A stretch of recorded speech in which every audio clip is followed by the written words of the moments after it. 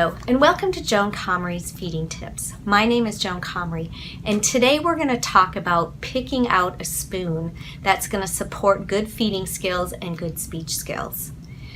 So the last time that we met, we talked about how to identify if your baby is ready for spoon feeding.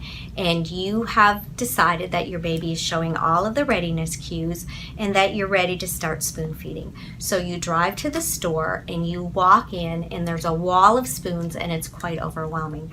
There's spoons that look like this. They're plastic coated, which can be pretty nice unless your baby likes to chew on them.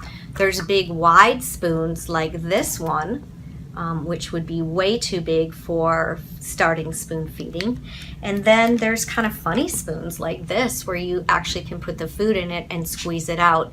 And although I've used this in feeding therapy, I wouldn't really recommend it for day-to-day feeding. The important part about a spoon is what does the bowl of the spoon look like? And this is a therapy spoon that I use frequently in my treatment sessions. And what I like about it is the size. So if you take your thumb and you put your thumb in your spoon, that's a way that I want you to go to the store and figure out if it's a good spoon. If your thumb fits in there and the spoon is fairly flat and not deep, that's a good spoon. Because the deeper spoons, like this one, as you can see, my thumb gets completely lost in it, and this one as well, are spoons that make it a little bit more challenging for the baby to use the active top lip to help clean the spoon. And that's a really important part of spoon feeding, is activating all of your musculature and the muscles of your mouth so that you can produce the right patterns for feeding. So this, like I said, is called a maroon spoon. You can buy it on Amazon. It's a therapy spoon, so it's going to be more expensive than a spoon that you would just find over the counter. You don't need to use one of those spoons.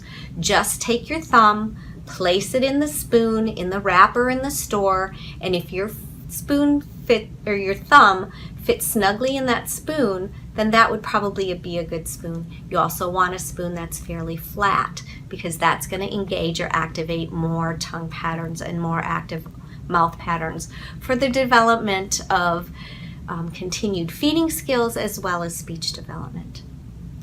I hope this was helpful. If you found it helpful and you'd like to share it with a friend, I would greatly appreciate that. Also, remember, you can always DM me to give me some information about topics that you'd like to hear related to feeding. Thank you.